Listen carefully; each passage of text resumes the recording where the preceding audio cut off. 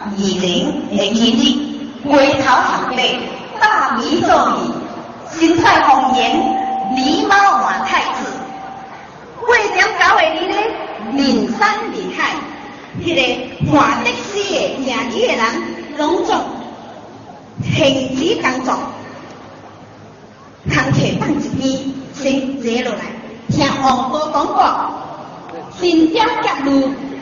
来咧学生的黄正经、李大爽、罗秀欢的电视做的黄英、江棠，甲咱新加坡很经常出名的明星曾雪芳。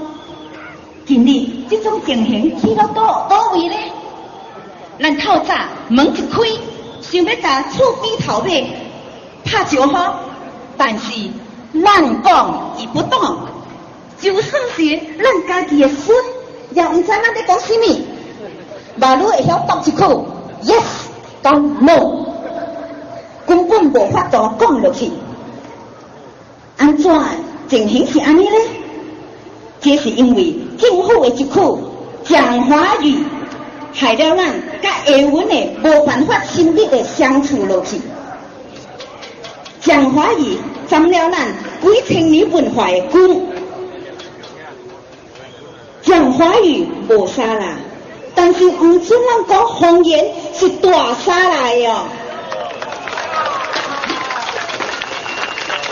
情形是安尼，因为咱国会拢总是食刚刚甲书呆子，因唔知咱百姓的生活，也唔知咱的历史，因咱的政策，啊无统计辩论甲商量，就安尼随便的统计去。咱的国会来，也无反对党来替咱出头，所以这摆的斗鼓，咱应该斗反对党，莫互伊随便家己起家己的鼓励工，随便用法律来限人，袂使咱是超过2个囡仔。你看，这阵说着咱去甲中国、印度、印尼、菲律宾招因人来这道。传宗接代，这个不是真失败、真浪费的代志咩？咱的国家已经失了尊严，所以你人若是爱国家进步、爱有尊严，那就爱投咱反对党一票。感谢各位。Only speaker is Mr. Daman Yuri. He is the director of Muhammadiyah Islamic College. Daman is 45 years old and is married with 5 children, and he holds a bachelor's degree in architectural study from the NUS. 接着我要代表民主党介绍民主党的候选人是45岁的达曼胡里，他是一名教育顾问，拥有10多年的教学经验。达曼胡里过去20多年来积极参加马来社团活动，其中他了解到我国马来同胞常被我们的制度所排斥和区别，例如新兵在入狱后必须填写一份检查问卷，这里的问题都有潜意识的对马来同胞的国家忠诚起怀疑。另一个很明显的例子是，没有一位马来学生进得了那特别辅助计划的学校。他从政的希望就是能代表马来同胞发言，争取福利和改造他们的生活。他挑选加入民主党，因为他认为在所有的反对党中，只有民主党对马来课题的立场最为鲜明。有请达曼胡里先生上台。Ladies and gentlemen, Mr. Daman Yuri.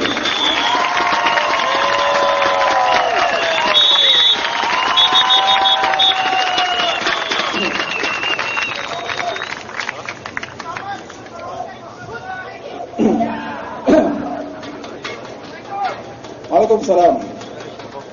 Dear voters of Marsiling-Yew, my name is Daman Yuri bin Abbas.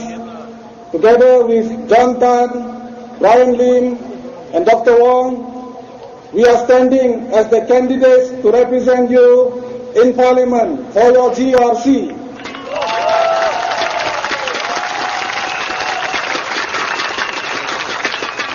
I am a father of 5 children, married to my wife, who is a teacher in a neighborhood school.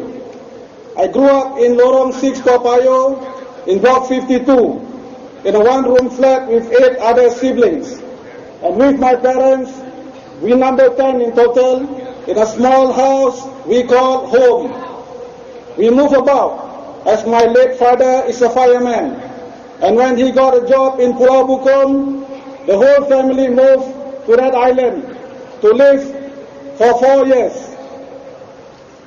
My parents brought up their 8 children to the best that they can, and over the years, we moved back to Toa Payoh, and then finally resided in Tampines. Almost exactly a week ago, I was like you, just a normal Singaporean, getting along with life, business as usual. Then I made a decision that will change my life forever. A decision that wasn't easy to make, but a decision that I made after thinking very hard about my life and the country in which I am a proud citizen. That decision was to enter politics, which by now I believe has shocked many people that know me. In SDP and in politics, I am a newbie. I come before you, my fellow Singaporean, with my heart. I enter politics with 20 years of community experience, serving both my own Malay community and the bigger Singapore society. In these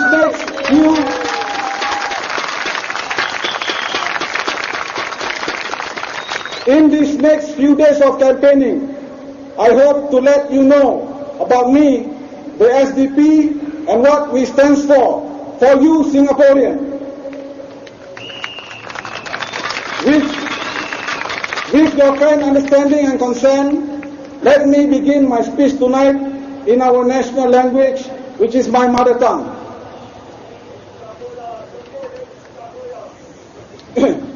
Pada 11 September 2015 ini, anda rakyat Singapura berpeluang menulis sejarah baru untuk negara Singapura yang tercinta ini.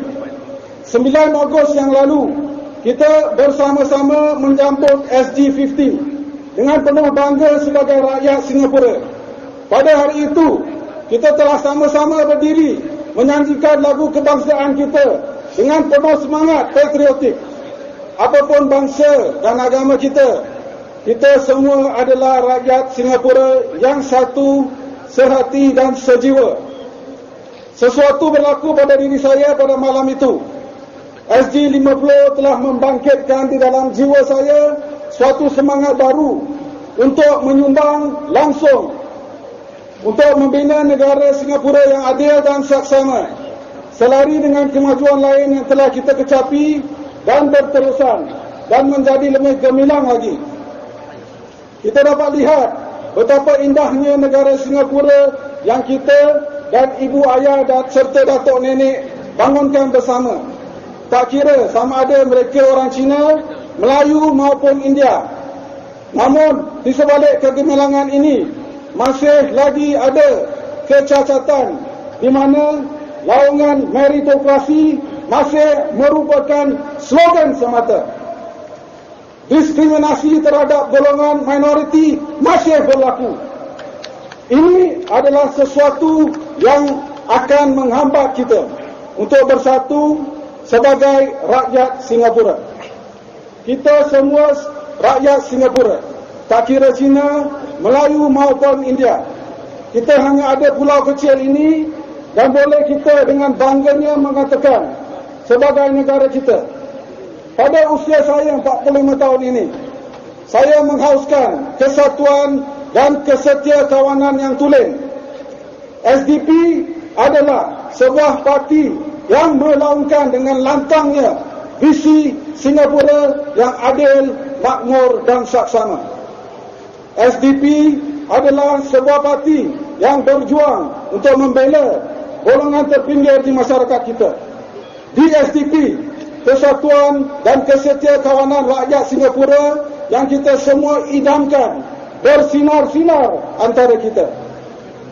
Sebagai calon wakil rakyat anda, saya bersama-sama dengan rakan-rakan John, Brian dan Dr. Wong akan berusaha untuk merealisasikan polisi-polisi SDP dalam bidang ekonomi, pendidikan, kekeluargaan, kesihatan dan lain-lain. Polisi-polisi SDP adalah pro-keluarga, pro-rakyat dan pro-Singapura. Kita tidak nafikan kejayaan negara tercinta ini. Namun sekarang semua rakyat merasakan beban kehidupan yang disebabkan oleh kenaikan kos melambung tinggi tanpa batas. Apabila harga minyak mentah berjumlah $100 Amerika, rakyat disuruh bersabar dengan alasan kenaikan harga barang dan sebagainya disebabkan oleh harga minyak yang mahal. Tetapi sekarang harga minyak mentah dah menjunam lebih dari separuh. Rakyat tak merasakan apapun kesan turun harga barang secepat ianya naik. Siapa yang meraih untung daripada ini? Padahal rakyat hanya mampu bersabar. Siapakah yang berani menyoalkan kepada mereka terhadap perkara ini? Sekarang seorang pasangan muda yang baru menikah dan membeli rumah yang semakin lama semakin kecil saiznya, anda akan dibelenggu dengan hutang sepanjang 25 hingga 30 tahun kerana harga rumah itu terlalu mahal. Dan kita harus bekerja seumur hidup hanya untuk melangsaikan hutang tersebut. Kita semua menjadi hamba hutang. Haruskah ini berterusan? Tiadakah solusi untuk ini? Apakah sebabnya harga rumah melambung begitu tinggi? Masukkan kami ke parlimen agar kami dapat menanyakan soalan-soalan ini kepada menteri-menteri yang terkaya di dunia. Kita sebagai rakyat Singapura masih diperbudakkan apabila hak kita untuk mengeluarkan wang CPF pada umur 55 tahun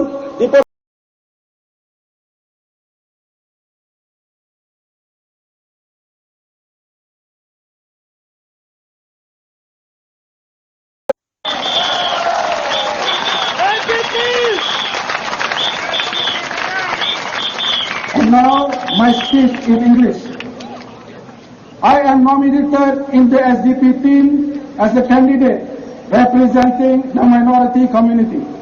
The minority community would be the Malays, Indians, other minority races, and the minority groups. That will be a role that I intend to play, should I be entrusted to do so in Parliament, on top of my major role to represent all residents of Marsiling-Yew GRC.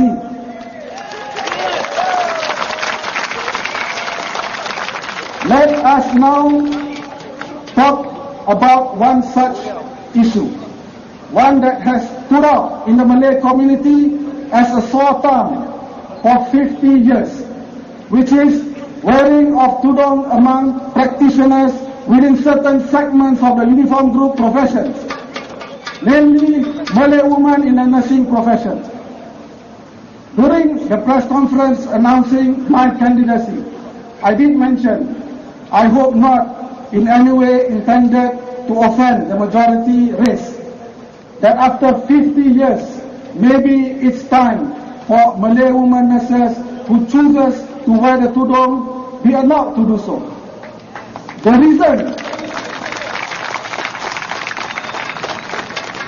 reason I cited was the fact that the wearing of the tudung in no way at all impede on her professional role as nurses. In fact, it is even hygienic to do so for obvious reasons, as it covers the head.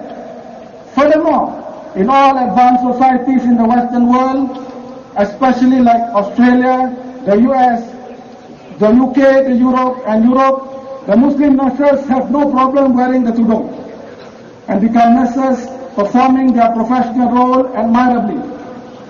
Yet today, we still have that prohibition imposed upon Malay women nurses in Singapore who wish to wear the tudung. In my own experience in raising this issue to relevant authorities and in the collective effort of the Malay community to seek a change of policy from the government on this, the reason cited for refusing has always been the claim that this may infringe upon the comfort of the other communities, especially the majority community. But all the while, no evidence of this was given. The Malay community again is puzzled because that position of the government truly do not in any way reflect the reality on the ground. Firstly, Malay women wearing the tudung is the most common sight in our society, as common as the flowering jasmine on a beautiful spring day. They are all over, teachers in schools, staff of the MRT, bank officers, the McDonald lady, the female silat exponent in the recent SEA Games, and your next door makcik. And that is just to name a few. The last thing I thought that would happen should Malay nurses tomorrow be allowed to wear the tudung is to hurt the feelings of the auntie and the uncle at the polyclinic and hospital because of that. Look, can I say something to assure my beloved Singaporeans of the majority race? My beloved fellow countrymen, when we, the society, allows the professional Malay nurses to wear the tudung, I guarantee you, they will look beautiful and clean. Just like the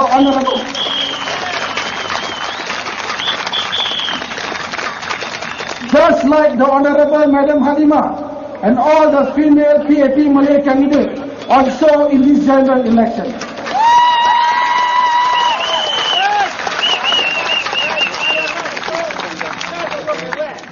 Don't they look awesome in those white tudung? They look like nurses.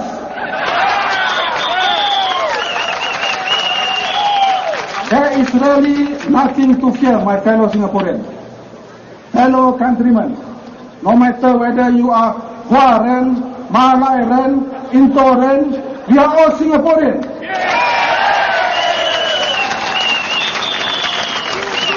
Let us unite together and live that unity that we say. The SDP stands before you as a credible party that will serve you, the people of Marsiling-Yew GRC and Singapore.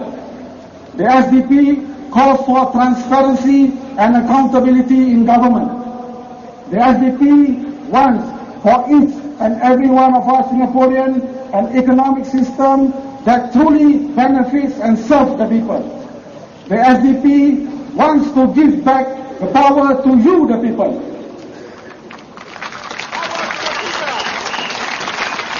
The people in Parliament are your servants and not your masters.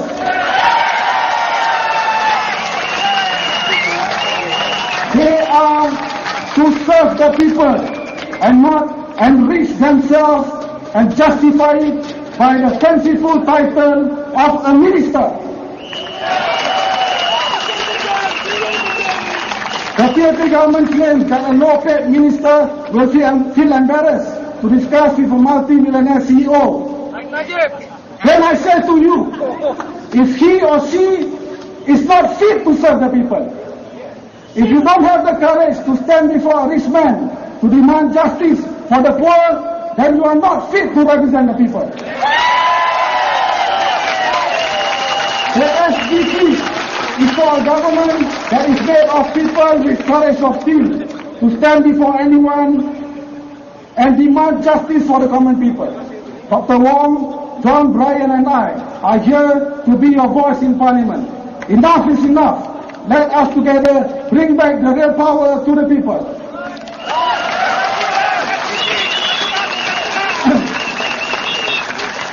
I have two more things to say. Just a short one. First is about Dr. Chee. You know what Lawrence Wong did to him right on TV? Look, people, we must not stoop low to such things. The opposition has never had a level playing field in politics in this country. We want to change that, and we will only change that if you vote us in parliament. There is so many examples of how skewed the system is to PAP. Do you seriously want me to list them down? Second is about Sept, my fellow SDP candidate. I know he had a rough start during his press conference, which I have still not seen up till today. Only heard about it. But look, Sept is here to represent the minority. He may not be good in his Malay, but surely he has the courage to come forward and be counted. Unlike so many of those Malay champions who only shout the loudest but cover and ask to concede. This is SDP. We are different. Why was Sept in Kuala Bukit Timah? Even though the number of Malay voters is very few, it shows that for us in SDP, unlike the PAP, no matter how few your numbers are, we want you to be represented, because that is your right to be heard. And that is why Sept is in Holland Bukit Timah. I better end here before I get the red card. Majulah Singapura! Vote us into parliament. Vote for SDP! Thank you very much. Terima kasih.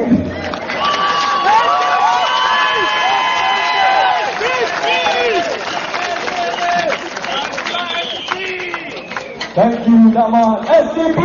SDP! SDP! SDP! SDP! All ladies and gentlemen, at this point in time, the Singapore Democratic Party would like to appeal to you for donations as well as some support for our merchandise sales. For those of you who have just joined us, you may look to your right over to your grandstand. You may look to the grandstand. We have some merchandise sales over there. Please support our movement. 我们不只需要您在经济上帮忙我们，我们也需要您在劳力上助我们一把。你们可以看到销售亭下与我们的工作人员登记，作为我们民主党的投票代理人或者点票代理人。Ladies and gentlemen, our next speaker is Mr. Brian Lim. Brian is 39 years old and joined the SDP in the 1990s. He was a founding member of the Young Democrats, which is the youth wing of the Singapore Democratic Party. 接着下来我要介绍的是39岁的林文新，他在一家医院担任行政经理。林先生毕业于维多利亚中学和淡马锡理工学院，过后他也获取澳大利亚摩纳省大学商学士学位。林先生小时候和父母及2位弟弟住在三藩市政府祖屋，他是家中长子。由于出生于小康之家，因此他非常贴近一般市民的生活。目前他是一名4岁大女儿的爸爸。就因为这样的家庭背景，所以他非常关注教育、家庭、人口和住房问题。有请林先生。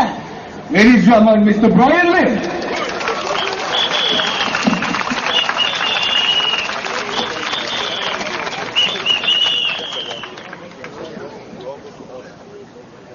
各位亲爱的马西岭游池，各位亲爱的朋友们，晚上好！我叫林文新，对，你没有听错，你不用急着离开，这不是行动党的群众大会，行动党的群众大会哪里有这么多人？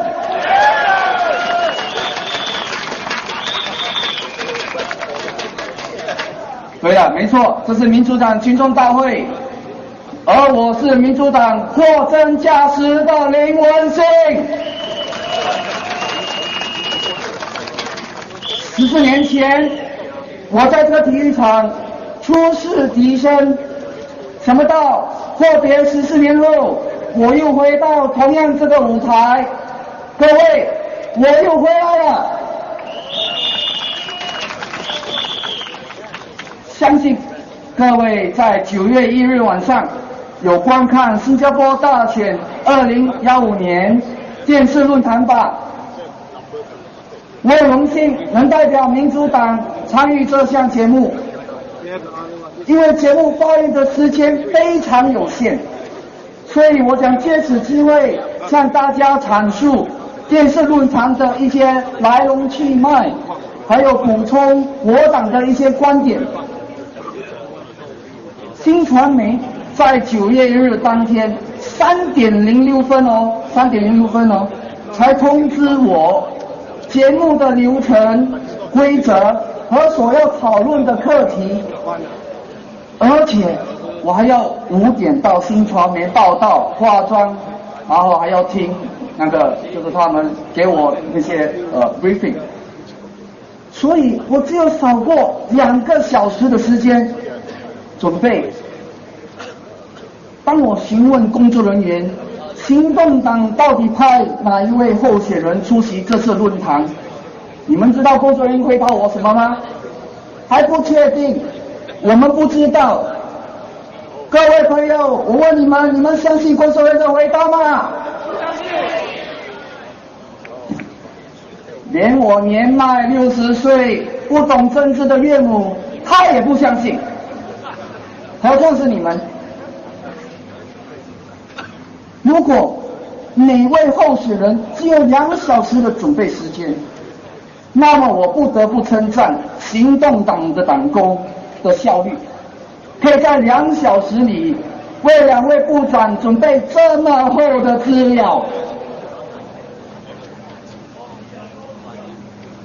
到底是行动党的效率一流，或者是资料早已准备好了，又或者是他们早已知道所要讨论的课题？各位不用我讲，大家心知肚明吧。所以恳请各位，如果觉得我在论坛上有表现不足的地方，辜负了您的期望的话，那么小弟就请您多多包涵，多多见谅，好不好？谢谢大家鼓励。好了，言归正传，那我借此机会一一的反驳行动党的一些论点。神隐说，反对党在外劳的政策上摇摆不定。沈小姐可能不知道，14年前我站在同一个舞台，这个体育场演讲时，民主党早已对议题提出了替代政策了。当时很多新加坡公民失去了工作，但人民行动党坚持引进所谓的外来人才，以便压低国人的工资。我党在当时已经主张新加坡人民优先的政策，在困难时期先裁减外劳，当国人无法填补就业空缺时，外国员工才被允许被受聘。所以民主党在外劳的政策上不但没有摇摆不定，而且14年来始终没有改变我党的立场。相反的，我党在2013年提倡一项称为人才监督计划，严格审核那些希望到新加坡工作的外籍专业人员、经理、技术人员，还有执行人员，英文简称 PMET。评估系统将按外籍劳工的年龄、技能、家属人数等标准来衡量他们的实益性。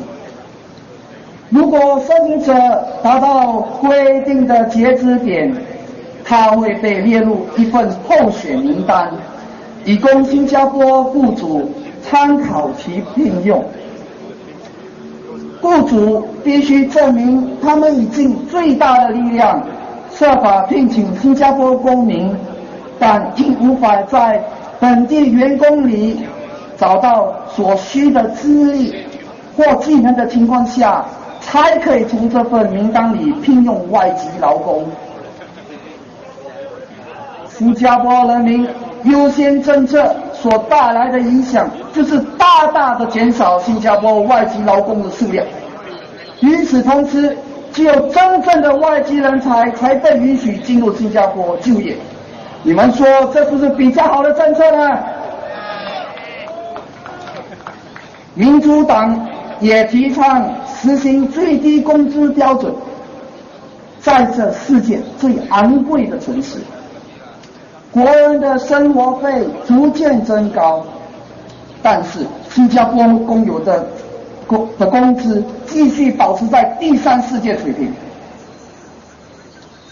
为了确保员工不再受剥削，并过着有尊严的生活，我党建议实行最低工资标准。我党主张政府应与中小型企业和跨国公司紧密合作，实行最低工资政策。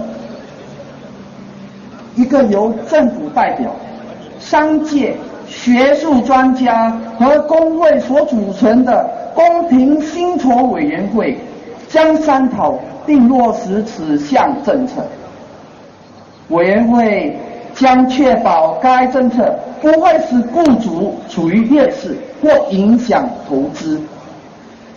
他将会探讨不同类别员工的最低薪金，但政策里的理念是确保没有新加坡员工被支付低于最低生活的工资。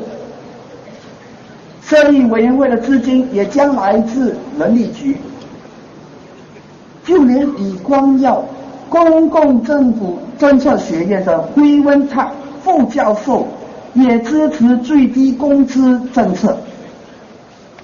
这位教授说，最低工资政策能让我国扭转依赖外籍劳工的趋势。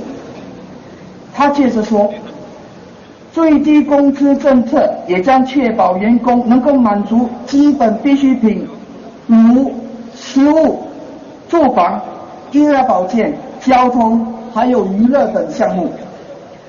最低工资法也能协助员工应对生活成本的上升，并提高他们的生产力，从而减少我国依赖廉价的外国劳动力。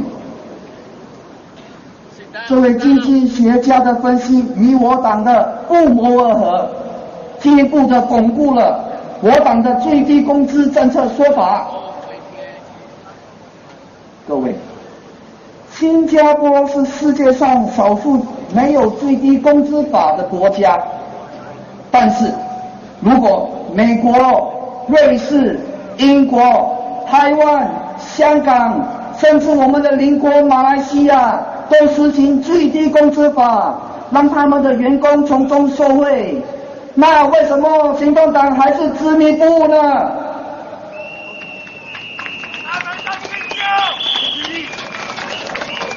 所以，为了保障你的就业力，为了争取最低工资法，请投民主党一票，好不好？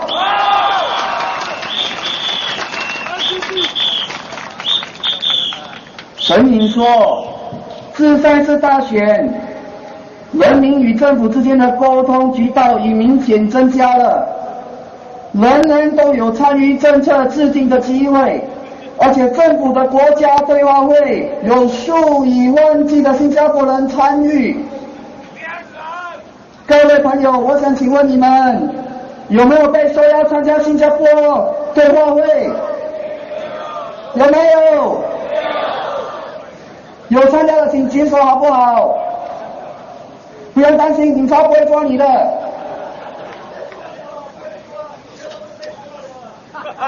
在我眼前最少有1-2万人，如果按照声音所说的话，群众当中最少有1-2位应该有参加对话会吧？刚才我看没有人举手。我不知道新加坡对话会的邀请函是按什么规则发的，谁被邀请，谁不被邀请，你我都不知道。但我只知道反对党包括民主党肯定没说要参与任何一次的国家对话会。各位，请问您，难道民主党的成员不是新加坡公民吗？难道民主党成员就不爱国，就不想参与主导新加坡未来的对话会吗？电视论坛节目上提到了新加坡政治发展的议题。各位朋友，新动党把在野党排斥在制定国家未来走向的对话会，你们觉得这对新加坡政治发展有没有好处？新动党不在课题上进行辩论，而且老爱喜欢做人身攻击，老爱喜欢谩骂政治对手。各位，这对我国政治发展有何用处？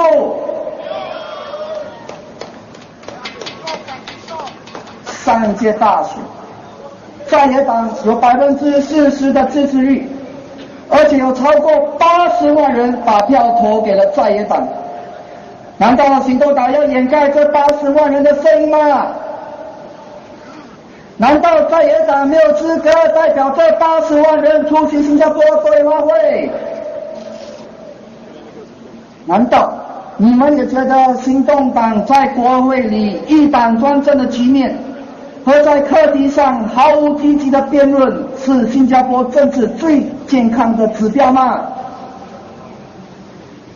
行动党议员因为党编的关系而无法在一些议题上，如新建赌场、人口白皮书上按良心在国会里投否决票，甚至必须在投票时搞失踪。你们说这有没有道理？没关系，行动党议员做不到的、不敢做的，就由我们民主党的议员来做吧。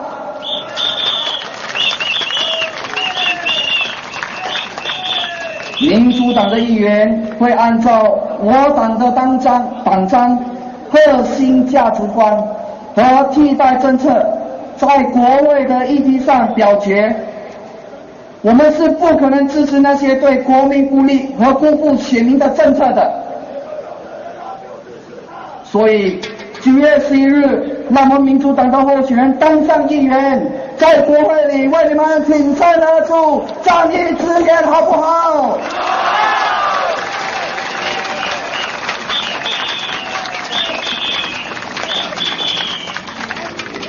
民主党再次重申，良性的政治讨论只会为国人带来多利少弊。身为在野党的我们，不仅要展现监督的目的，而且要展现自身存在的意义。在上一次大选，新加坡民主党成为得票率进步最多的政党，但是我们没有因此而松懈和怠慢，相反的，我们自上一届大选过后就马不停蹄地为这次大选筹备了。您可以在我们的官方网站、脸书甚至替代新闻看到我党在针对住房、教育、经济、人口、卫生保健等课题上拟定了多项替代政策，为的是让选民知道民主党是一支能干、富有建设性和富有同情心的政党。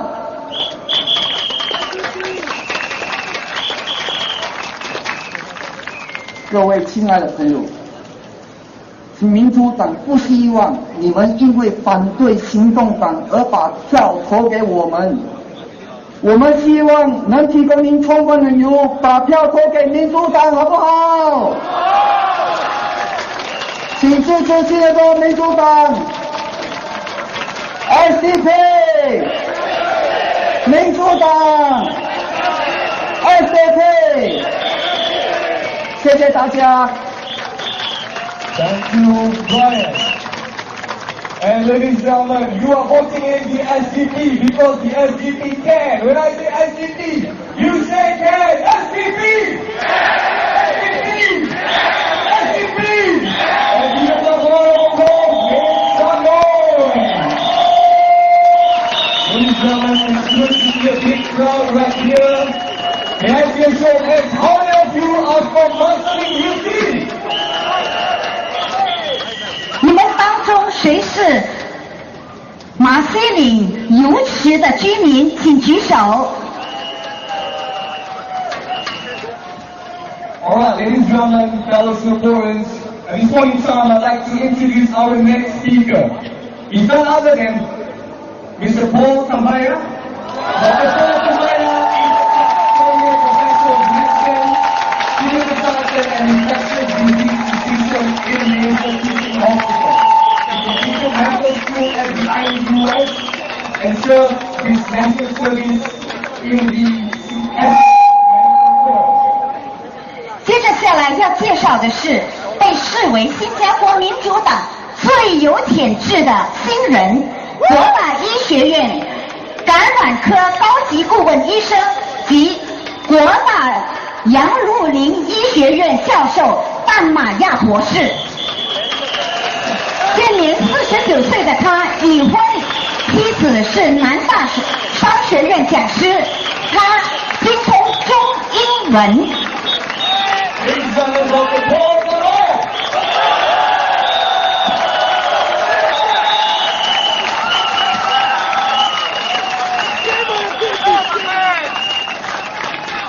Thank you very much for that really warm reception. It's an honor and a privilege to be speaking to you here this evening. Before I go into the main points of my talk, I would like to reply to a few statements made by Minister Vivian Balakrishnan last night. Last night, Dr. Vivian Balakrishnan put up a blog post with what he called some awkward questions for the SDP. I am actually quite pleased that he chose to engage us in a dialogue about matters that are important to Singaporeans, rather than indulging in gutter politics of the past. I would actually be very pleased if he would engage us in a face-to-face debate about healthcare, about matters that count for Singaporeans, just like the debate I had this afternoon with Minister Shanmugam. Firstly, Dr. Balakrishnan asked what specific taxes we propose to increase to fund greater investment in Singaporeans. You know, if he actually read through our economic policy, he would have seen that we want to increase the taxes on the top 1% of Singaporeans. And we want to increase the taxes to a level similar to what the tax rate was in the year 2000. Interestingly enough, not long after our SDP economic policy came out, DPM Daman introduced the Singapore budget of 2015, in which he talked about increasing taxes on the top 5% of income earners in Singapore. I wonder where he got the idea from. Thank you. So on the one hand, you've got Minister Balakrishnan, who says that an increase in taxes on the top 1% will drive Singapore into bankruptcy. And then you've got DPM Daman, who says increasing taxes on the top 5% will help fund social support for Singaporeans. It's very hard for us to figure out on which side they're talking. Secondly, Minister Balakrishnan asked about our proposal to rationalize the defense budget. Now, I enlisted in the Singapore Armed Forces in March 1983, when we still wore Temasek green. I finally received my MR certificate earlier this year. In that span of 31 years, I've seen the SAF go from 1G to 2G to 3G. The SAF aims to be a lean, mean fighting machine. In a few years' time, who knows, we'll have cyborgs that are controlled by little computer gamers over here. So the SAF has got to be lean, mean and effective. The SDP's National Healthcare Plan will take care of the peacetime needs of SAF servicemen. And furthermore, we want to spend smart on the SAF. We don't want to overspend. What we want to do is to spend smart, to review programs like the F-35, for example, a plane that reportedly cannot fly. There are many, many ways of reducing costs within the SAF. One example someone said is maybe get more generals to take part in elections. And thirdly, Minister Balakrishnan questions the benchmarking of our healthcare policy with the best healthcare programs in the world. We disagree with him. We think that Singaporeans deserve the best in the world. If we are going to benchmark our healthcare system, don't benchmark us against Rwanda or some other third world country, but rather with the best in the world. That has always been the case. I sincerely believe that Singaporeans are capable of being the best in the world. This has been shown by our students who outperform students all over the world in standardized tests. It has been shown by our Paralympic athletes and many of our small business people and skilled workers. There is no reason at all, Dr. Balakrishnan, why Singapore's healthcare system should not be benchmarked against the best in the world. And finally, I think that Minister Balakrishnan is mistaken about the causes of the Greek crisis. While these are complicated, we know that the Greeks spend less on healthcare than other OECD countries. In fact, the Greeks spend less on social support than the Scandinavian countries or even Germany. The roots of the Greek crisis are believed to be overspending. The SDP does not believe in uncontrolled, over-budget spending. We call for responsible accounting of public money for the good of the people.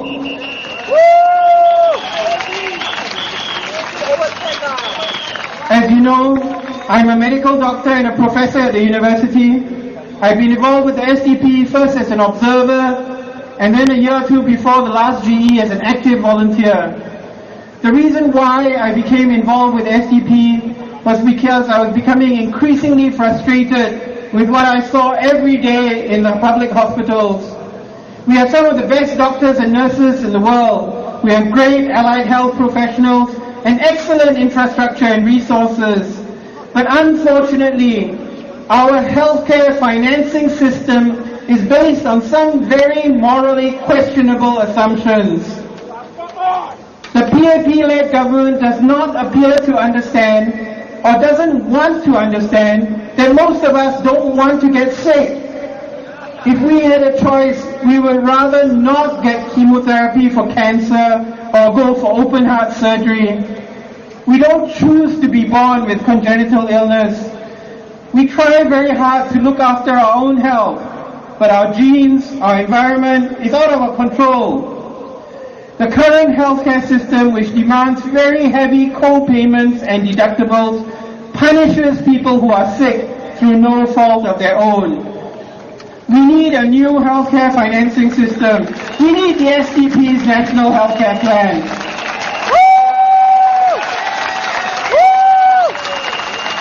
With the SDP in Parliament, we can ask the important questions to make sure that nobody is left behind in a healthcare system that the Prime Minister said must break even. No public healthcare system can break even. He's confused. Things that break even are businesses. Healthcare is not a business.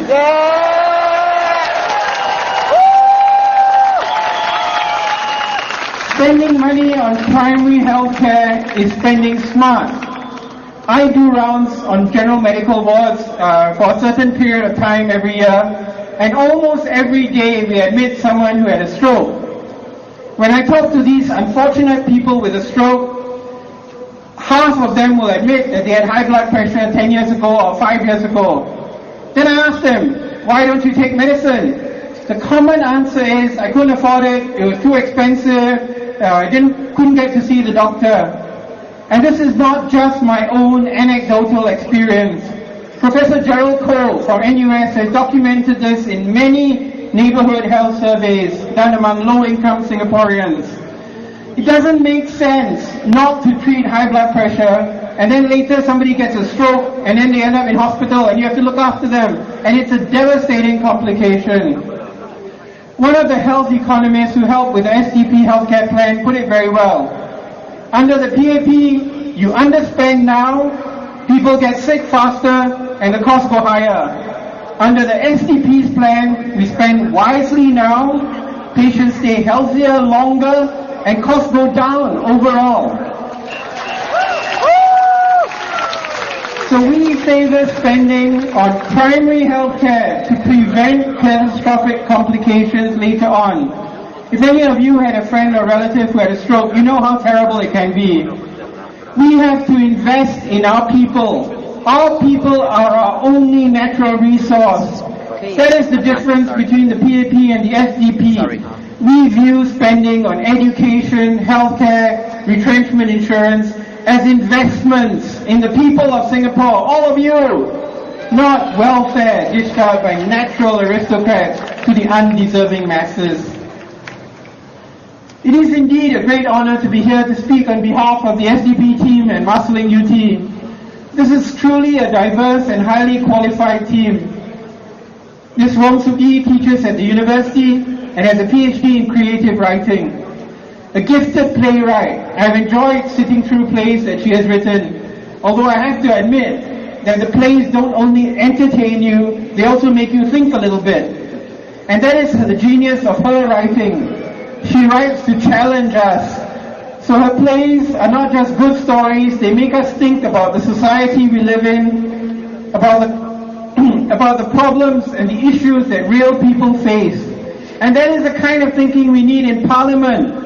Something to break free from the groupthink that has paralyzed social development in Singapore. John Tan, who's going to speak after me, is a long-time dedicated politician who has sacrificed much to speak up for the average Singaporean. I first got to know him through volunteering with the SDP, and I know that he has a passion for social justice and equality. He will be prepared to speak up for those who are marginalized by policies which focus on profits over people. And he will be a highly effective voice in Parliament. A few weeks ago, we were on a walkabout in Marsiling. A middle-aged woman came running after us, asking for more copies of the newsletter to pass to her friends and relatives. She said she really 真的受不了 the current system. John was part of the Tak Boleh Tahan protest of some years back, and he still carries the conviction that we need to do something real about the burdens of high costs of the Singapore public. This time, with your help, he will be able to do something in Parliament.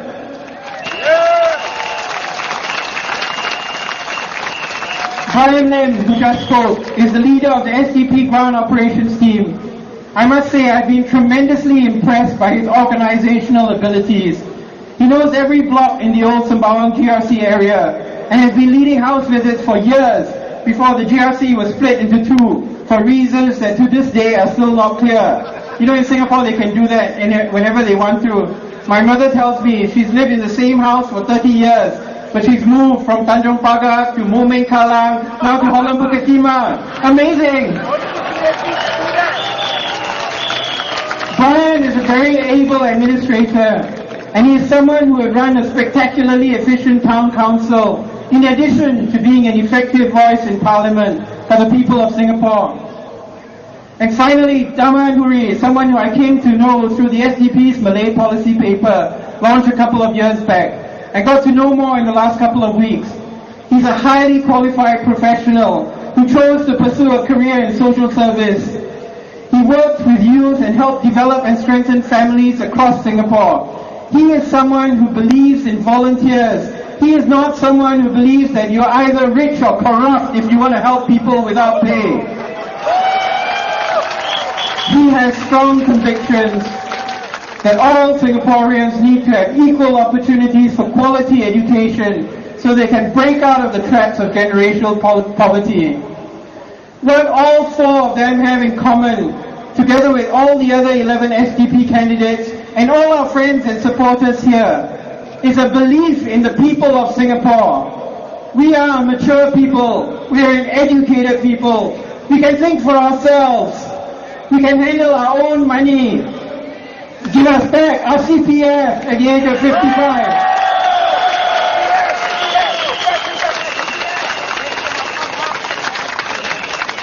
Thank you again for coming for this, the first of our rallies. We launched our campaign in January. We want to have a good, clean campaign. We've said this over and over again. A campaign which allows Singaporeans to make decisions on the issues, to decide what kind of Singapore they want to have for themselves and for their children. It's not a campaign that degenerates into name-calling or dredges up issues from the last century. The SDP will take the high road. We trust the people of Singapore to make a choice that is good for yourselves, for ourselves, and for our children. We hope you will let us be your voice in Parliament. Thank you. Thank you, Dr. Paul Kambaya. My fellow Singaporeans, SDP!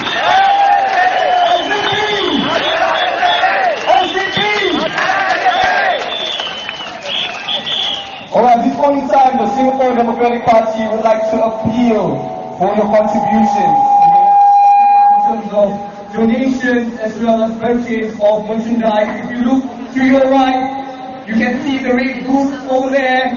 There's some merchandise sales. Every bit of contribution means a lot to us. So please, give us your support our cause to be your voice in Parliament. Alright, at this point in time, I'd like to introduce our next candidate. This man is probably the bravest man in Singapore. The one who spoke up for democracy, justice, and equality. This man is speaking to you for the first time in 15 years.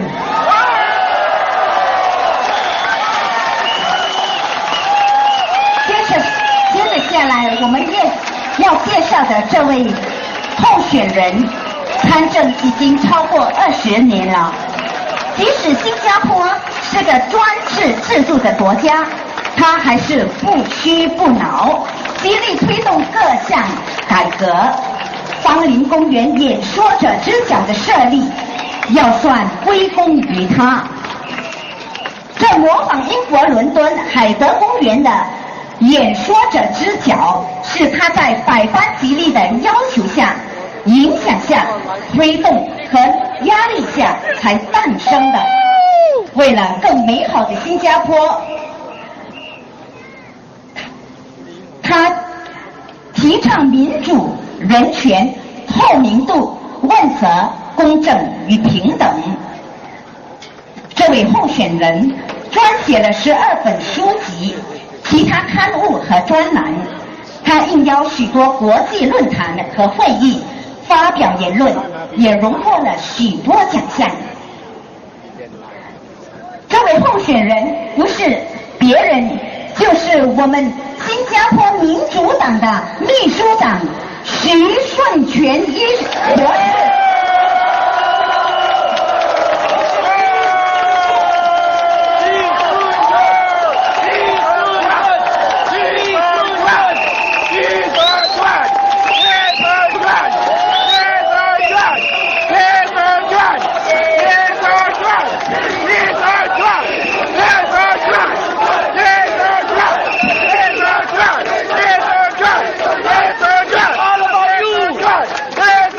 It's all about you.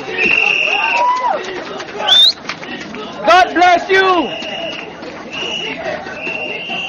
It's all about you. You have come to save us. 各位同胞，谢谢你们来参加这个群众大会，我很高兴碰到你们，也是很兴奋，因为我和我的同事，新加坡民主党的同事，已经提出许多个替代的政策，来为你们服务，为社会服务。我先用一些华语来跟你们解释，但是请你们原谅，华语讲的不是很好。还可以啦。我以前在小的时候在英华学校念书，知道了英华学校的学生，我们的中文、华语每次念的不是很好。后来我到美国念书的时候，有去到美国的一州叫乔治亚 （Georgia）， 在那边我就碰到一个很漂亮的女生，我心跳得很快，就想过去跟她讲话，后来发现她是台湾人，她看到我的时候就问我贵姓大名，我就说啊，我的朋友就说你叫什么名字啦？我是说我姓徐，徐顺全。后来慢慢想追他的时候就没有办法，要拼命一直讲中文嘛，没有办法，所以慢慢的学到后来回来到新加坡，去参加新加坡民主党在民主党内，我也是要跟着我的党员慢慢的学，慢慢的讲。刚开始都谈政治的事情都特别困难，但是一路来慢慢的练习，慢慢的学。我今天有一个很重要的事情谈，我们去访问的时候，我们去 walkabout， 我们在你们家门的时候，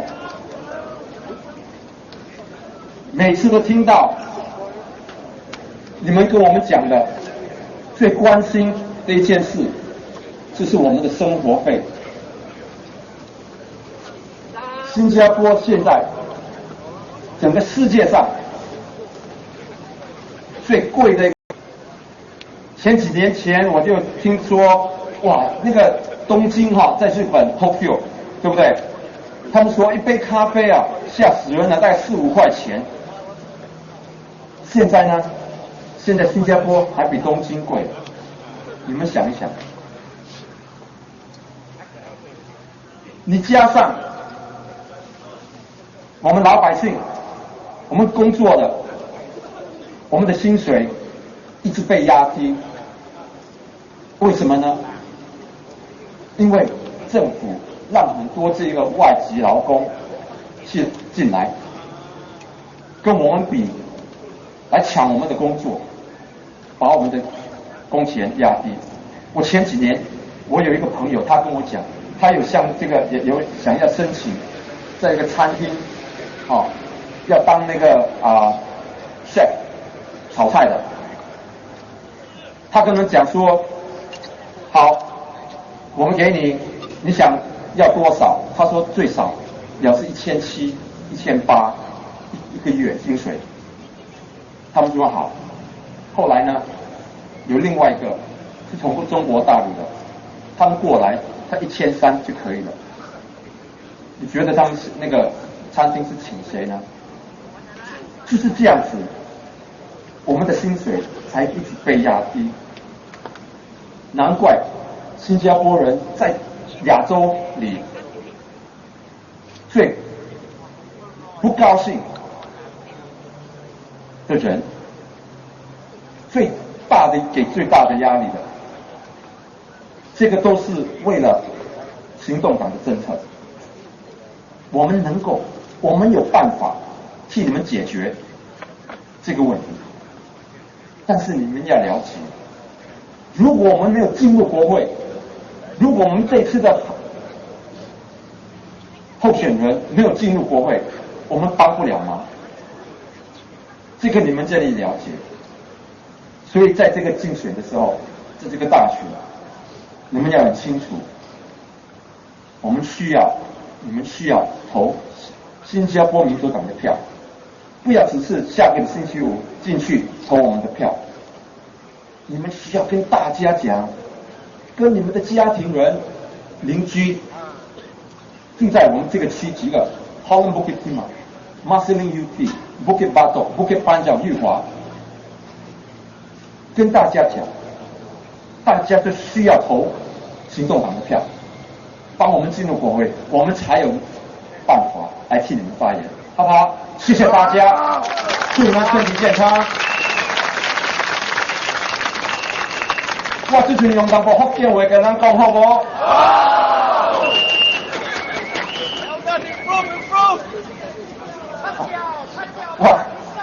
我的福建话吼，讲了无什么好的啦，人讲我福建话是6点半福建话，6:30。但是不要紧，吼，我讲了，你能会明白，我就欢喜。我讲福建话吼，你人爱晓听。PAP 讲的话吼，连 PAP 讲的话，什么话吼，人就爱说。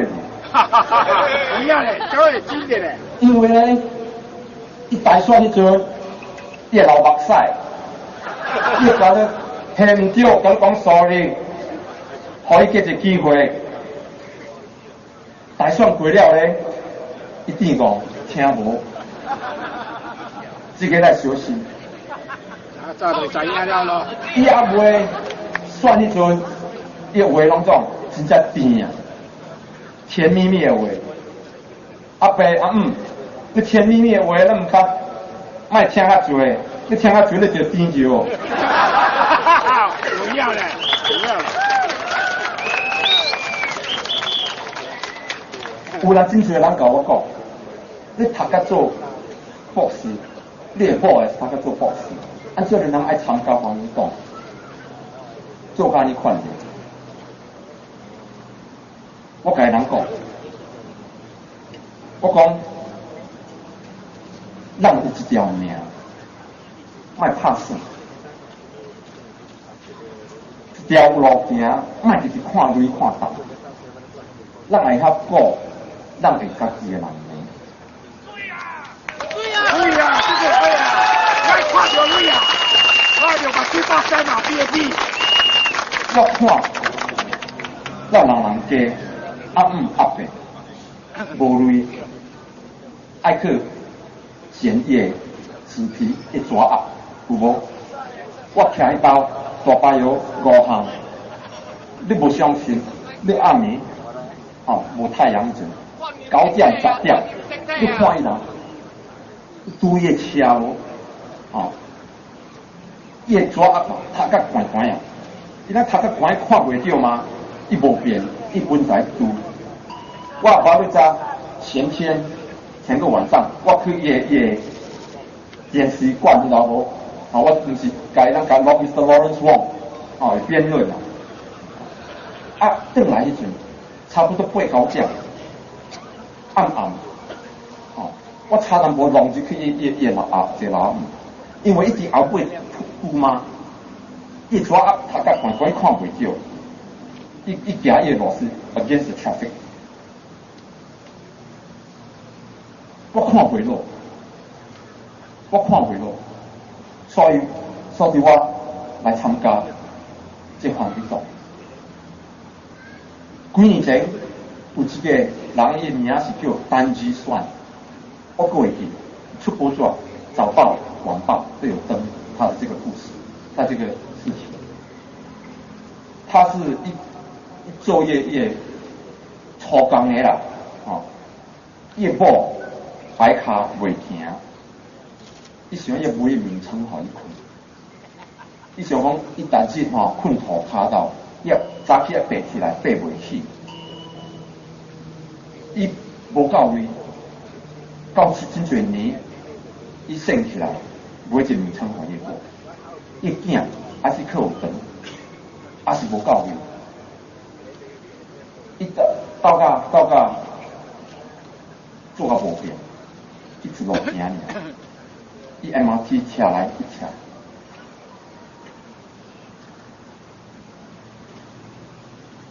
个一边呢，有一个做政府工的指挥官 （Permanent Secretary）， 伊名叫潘永顺。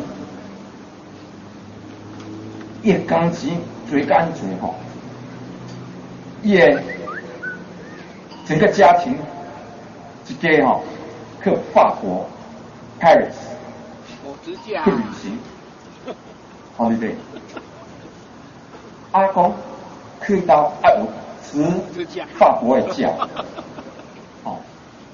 爱还50,000、5万元、5万块。你看，咱这国家按怎做安尼看的？政府有责任，政府袂使安尼做。有类人你直接家己的，你直直晓顾。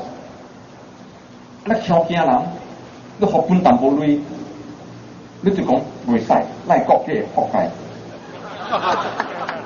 工作可以食个扑街啊，唔是咱人。政府安尼做，无良心，真啊值啊！我看袂落，无变，我就要讲出来，所以我来参加这个反对党、民主党。我再按你们问你两问题，你捌看到无？总理，总理李显龙，伊去到倒落，有真侪无理解，我嘅保镖，卖去倒落伊就有保镖，安怎呢？卖人屁股吗？可以一点的那个保卫，不是吗？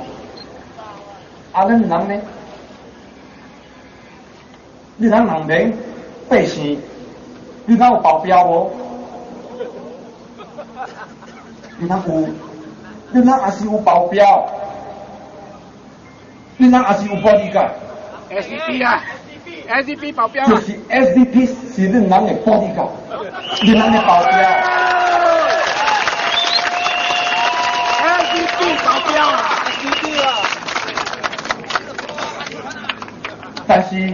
但是我人无去国会，我人无变当帮助，我人无变保卫你们，所以很重要。这样重要，你人要爱会晓支持到民主党的票，你人的决心，你人的烦恼，你人的希望，我人会啊，我人会了解。我人是国会，你人的希望，你人的烦恼，最近甲我人做一个国会。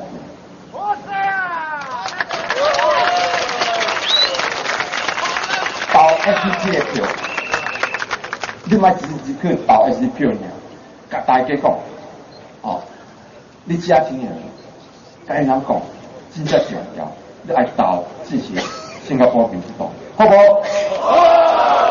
那甲因人讲 SDP 会使无 ？SDP 会使无 ？SDP 会使无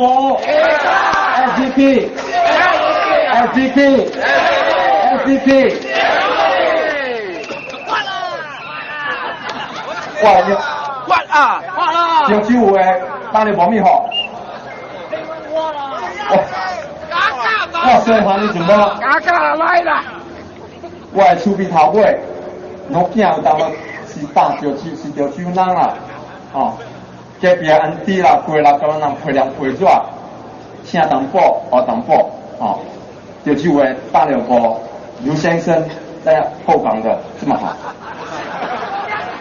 不要紧，我是想讲，现在我淡薄跟你人解释，你人听了会明白，会了解，我就真欢喜。各位新加坡人民，你知道啦，我功夫啊，我識聽，但係講多啲就係有問題啊。但係緊要。有聲出就得㗎啦。我想同你哋講一句話，呢句話係乜嘢一句話。？PAP 佢哋講乜嘢啊？佢哋講人命，你哋冇錢冇得傾，係咪？我哋 SDP 咧，我哋講冇錢仲有傾。冇錢冇得傾，有錢有得傾。所以咧，我希望你哋人民會支持新加坡民主黨，大家投民主黨嘅一票，好唔好？好！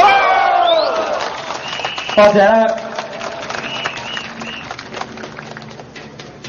收到了，Saudari，tuan. Selamat datang. Selamat sejahtera untuk anda sekalian. Saya tak boleh cakap bahasa Melayu. Sikit-sikit conversation boleh. Majulah, SDP. Tapi cakap banyak susah. Boleh lah, okey lah. Saya ibu. SDP boleh Ya, lah. bapa orang peranakan. Beritahulah. Orang bapa cakap sikit bahasa Melayu, sikit bahasa Inggeris, sikit Hokkien, campur-campur. Macam rojak. Bagus rojak.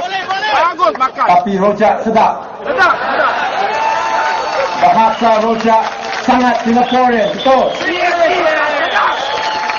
DAP tak sedap.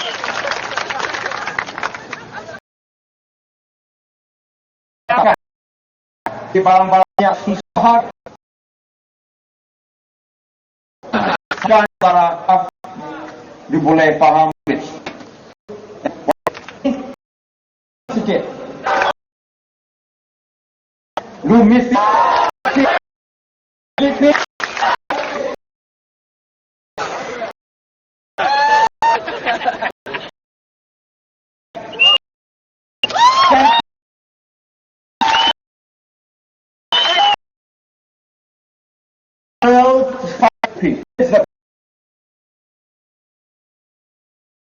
Of course, they're not backed up because we are intense scrutiny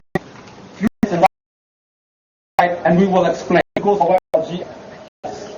But show the most go to hospital.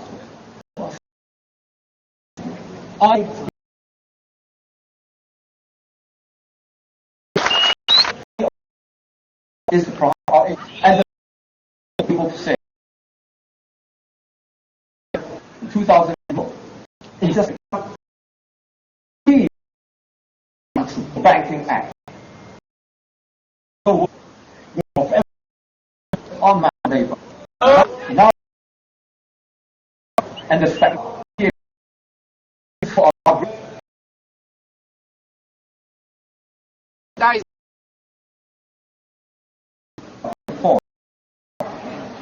taxes.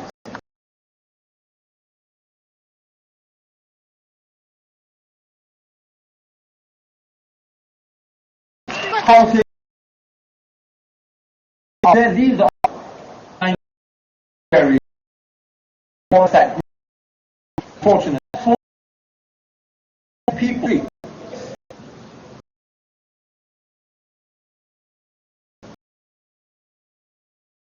From the papers. Try to walk and they want policy repeat and that enlightening us.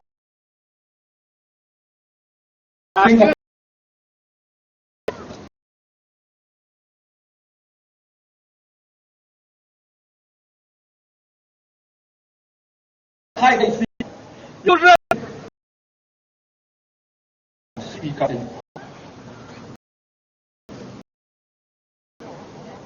and how to draw a SDP.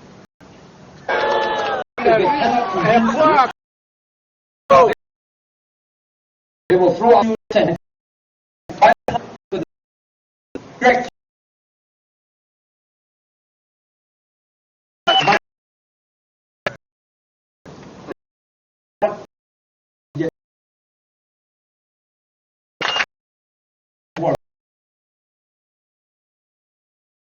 because I hope check you can.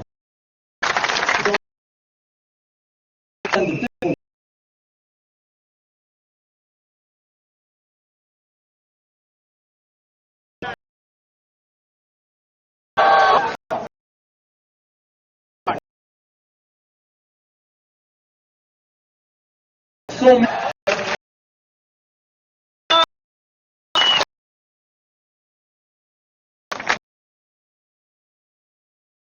for the SDP. You must vote for the SDP. Majulah SDP! Majulah Singapore! Majulah SDP! Majulah Singapore! March on SDP! I have never lost faith in Singaporeans. And even in the bleakest of moments, I've always believed that we would triumph, that democracy would eventually come, and that justice would ultimately prevail. How am I so confident? Because the human spirit can only be suppressed, never crossed. Thank you, and good night. Yes, good night! Majulah SDP! Majulah SDP! Majulah SDP! Majulah SDP! Majulah SDP! Majulah SDP! Majulah SDP! Majulah SDP! Thank you, ladies and gentlemen. At this point in time, I would like to appeal to all of you, for those of you who have extra time, do volunteer with us. Do sign up as a volunteer on our booth, on our red booth, on your right. And we also appeal for donations and some support from all of you. 各位来宾，我们再次呼吁您们多多捐款。竞选活动需要很庞大的资金和人员。我们民主党的竞选5个区，时间和劳力，这可以算是4、5年一次的国民福利吧。请你们到我们的销售亭。Ladies and gentlemen, please stay where you are. We have one more speaker. Ladies and gentlemen, we have one more speaker before we wrap up tonight. You stay where you are. 哦，听过了。请你们到我们的销售亭报名，成为我们投票代理和点票代理。谢谢。Alright, our next speaker is Mr. John Tan. John is the Vice Chairman of the Singapore Democratic Party, a social psychologist and lecturer currently teaching psychology and statistics for Murdoch University at Kaplan, Singapore. 最后一位演讲者是陈良玉先生，他现年54岁，已婚，是一名大学讲师，也是新加坡民主党的副主席。他曾在上届大选代表民主党出征38望集选区。陈良玉在过去4年里和其他党员走访38望选区，帮助低收入家庭解决问题，并向他们介绍民主党所提出的政策。在空暇时，梁玉喜欢烹饪和跟家人一起玩棋牌游戏。请 Our final speaker for tonight, Mr. John Tan.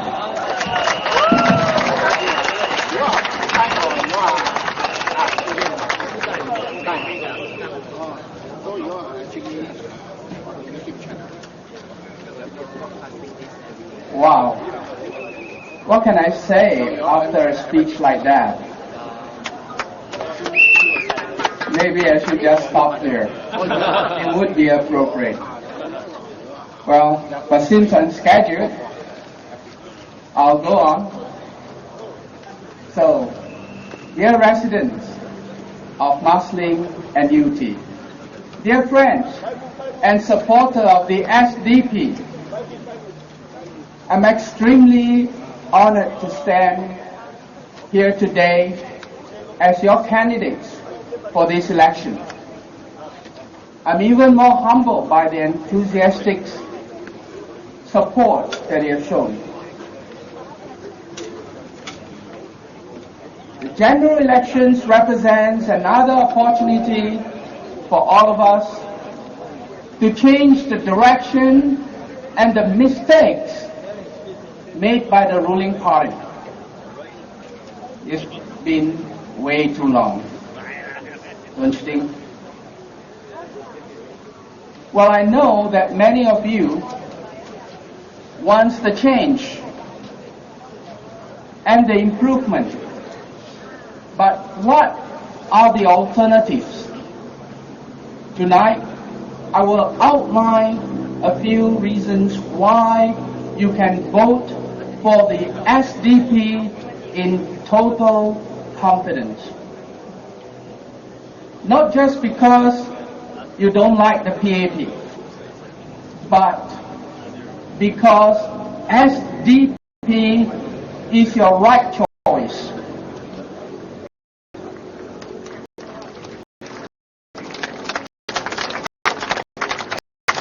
During my visits to the residents, it has been my habit always to ask residents if there is one single pressing issues that they want me to raise in Parliament. Oh, by the way, talking about those home visits, I just want to thank every one of you who greeted me so kindly and received me so warmly.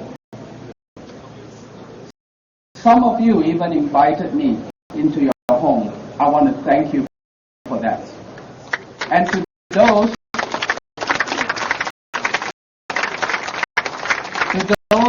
whom I have to decline your invitation, I want to say sorry, because time sometimes does not permit me to visit everyone in their home and sit down and have coffee. Although I do that occasionally, and I thank you. I also want to say something to the residents of Sembawang. As you know, I was also a candidate in the last election for Sembawang, which they now slice in half, talking about gerrymandering. So, well, I can't be in two places at one time. You know, I received dozens of emails from residents of the current Sembawang telling me how disappointed they are. And I received a lot of such comments too from people that I come across. To all of you who are in Sembawang, I'm sorry. I only can be at one place at one time. So, well, here I am in Marsiling-Yew. Alright, back to the question I ask residents so often. Is there a single, most pressing issues that you would like me to bring up in Parliament? High cost of living, of course. I receive a variety of answers, but this one was invariable. It always comes up. Recently, someone I met make this comment with her head shaking, laughing. She says, "Wow, everything also go up. Buying grocery at the supermarket is like daylight robbery." Well, this is not the first time I heard such comments. Many people have told me, "Wow, 东西这样贵了，真贵了，怪贵了。Sangat mahal. These are the things that I hear over and over again when I go walk about, when I visit homes. So I heard you, loud and clear. The issue is the high cost of living. But the dilemma I would face is that it would be useless really to bring this question as it is to Parliament. Imagine me in Parliament now and ask them that question that you posed to me. Well, you know why it's useless? Because our government has no solution for it. They don't know what to do with it. If they do, you won't have high cost of living anymore. But worse still,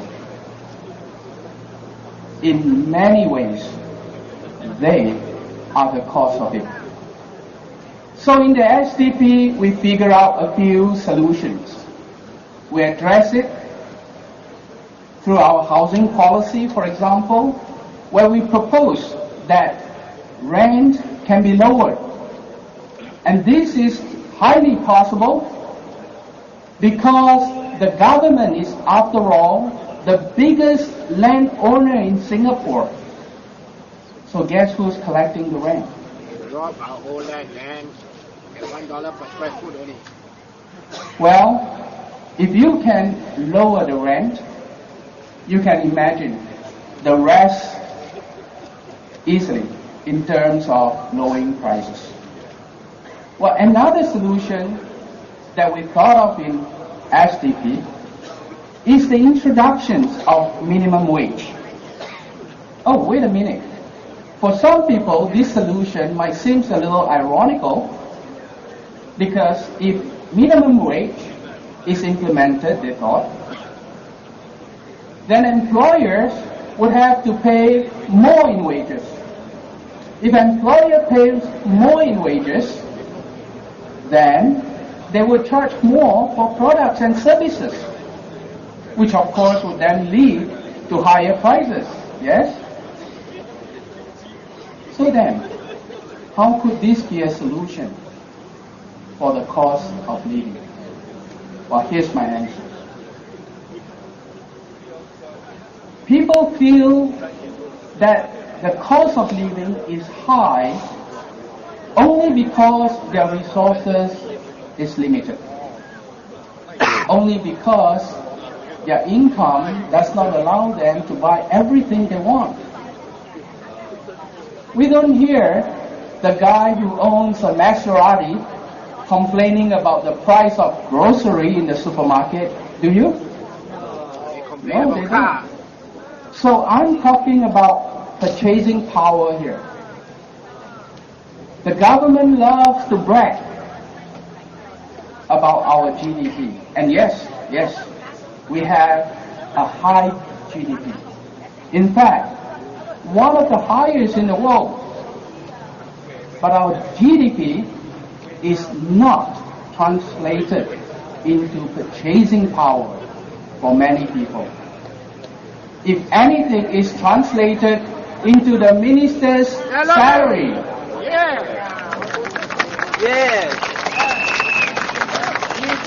Do they really care for people like you and I?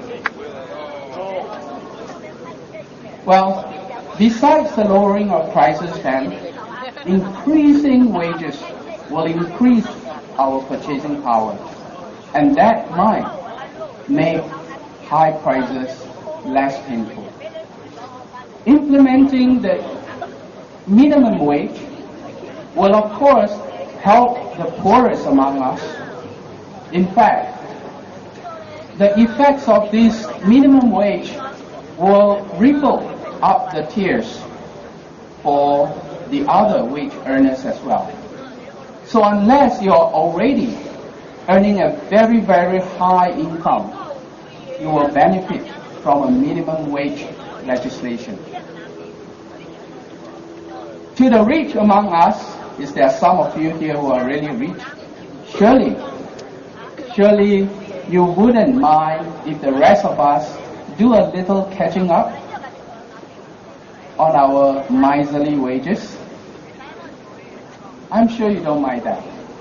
But nevertheless, you too, the rich people, will benefit as well. You will have happier friends, you will have happier colleagues, and you will live in a happier community. So it's a win-win situation. You know, that's the only kind of solution that the SDP has. A win-win solution. What really brings credence to this particular SDP solution is the fact that many studies, social scientific studies, have demonstrated the benefit of minimum wage. And a good recent example is the case of Hong Kong. Look at Hong Kong. Hong Kong implemented minimum wage in 2001. That's been 4 years now. Did we see prices going up out of control in Hong Kong? No, not the last time I checked. Has businesses in Hong Kong been holding up because of minimum wage? Not that I know of. On the contrary, their economy continues to be as vibrant as it was before.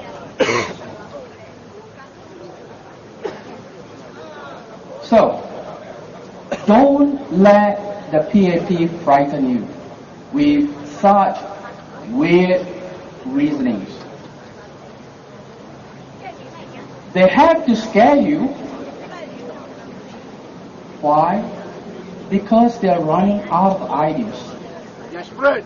You know they're running out of ideas because why else would they resort to character assassination?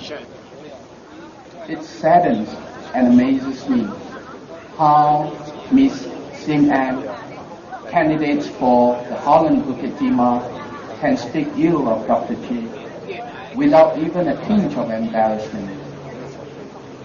What more? She did it over something that is totally irrelevant to any election issue at all. Something that is, well, really, should I say, none of the business. Yes. I will not vote for her. Unfortunately, this isn't an isolated incident. My worthy opponent right here in Marsiling-Yew, Mr. Lawrence Wong, did a similar stand just 2 nights ago on national television. Yeah, man. Well, if you recall recently, it was the PAP themselves that calls for integrity, right? Yeah, got integrity. Yet, ironically and sadly, but not surprisingly, that the PAP fell short of their own measure at the very get-go of this campaign. My colleagues and I make no such boasting, but together we resolve in our heart that we will focus on issues and things that matters to you, the voters, and you only.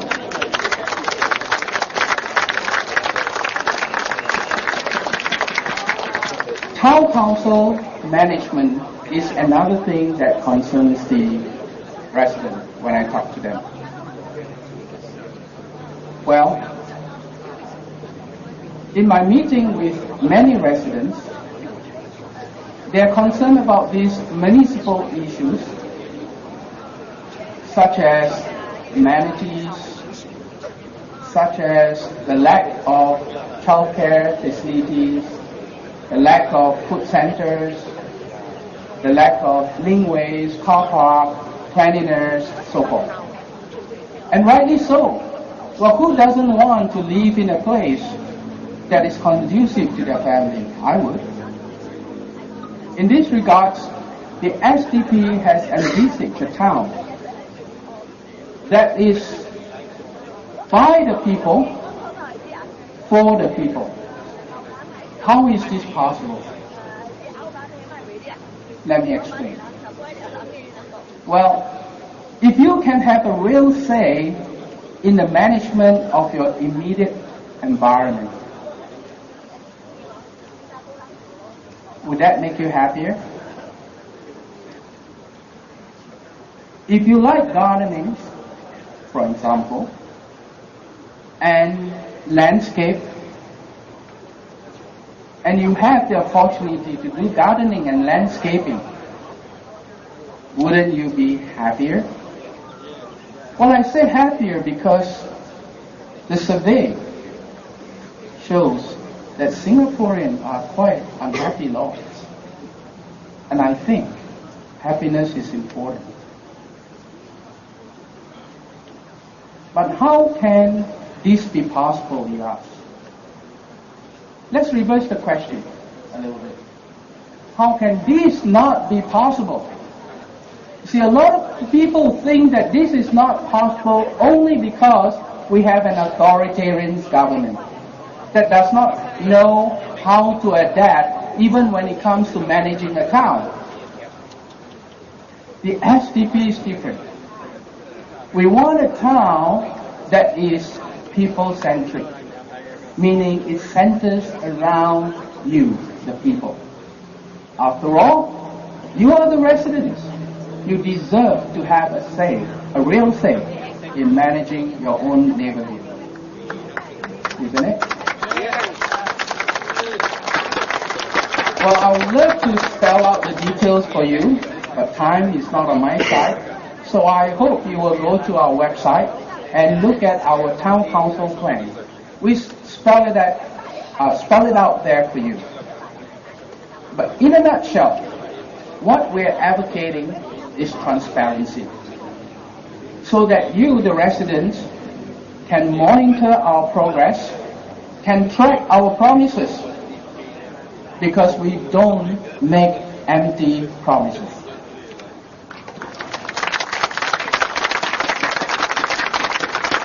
We want you to be able to track us after 100 days, after 6 months. And you can see if we are doing what we say we are going to do. Our vision is to build a community you will be proud to call your own. A place you'll be proud to call home. All I ask of you is to give us a chance. Give us a chance to show you that our plan, our solution works. And in order to give us that chance, you have to first put us in Parliament. So I ask you tonight, come 11 September, to vote for us and make us your voice in Parliament. Do you believe that the SDP can? Yes! Yes, you can. SDP can? Yes! SDP can? Yes! SDP can? Yes! Thank you. 明天的群众大会将会在5级班南大排136特街路的前面的空地。今晚的群众大会就此结束，请大家不要空手而回，到我们的销售处那儿买些纪念品，在经济上助我们一把。Ladies and gentlemen, we have a rally tomorrow at Bukit Panjang. It's at block 136. So we will see you tomorrow at Bukit Panjang. And for you, the residents of Marsiling-Yew, vote for the party who you wish to serve you. Vote for the party that will be your voice in Parliament. Vote for SDP. Unite! If you want the key to Thank you.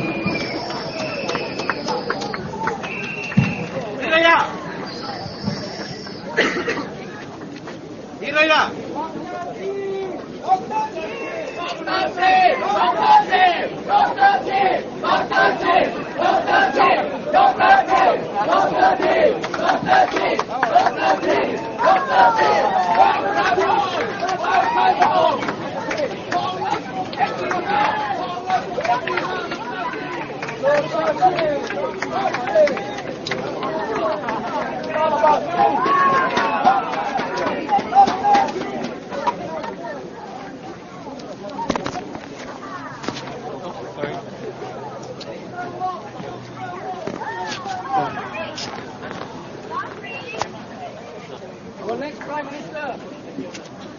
Prime Minister Chee Soon Juan.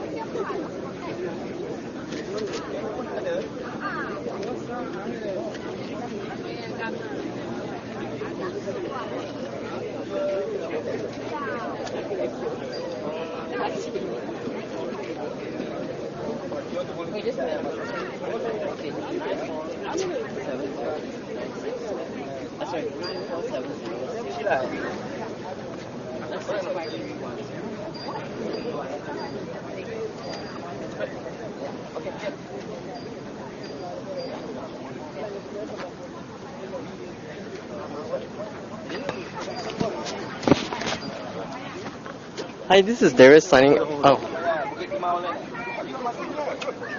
Okay.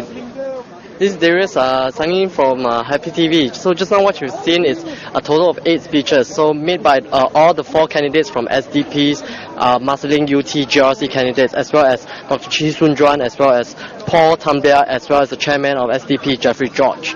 So right now what's happening is a lot of people are actually asking for signatures from Dr. Chee Soon Juan.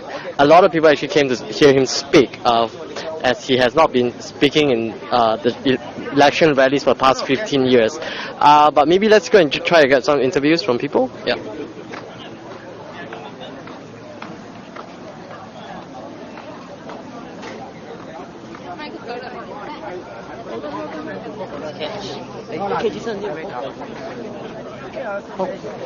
So can we interview you?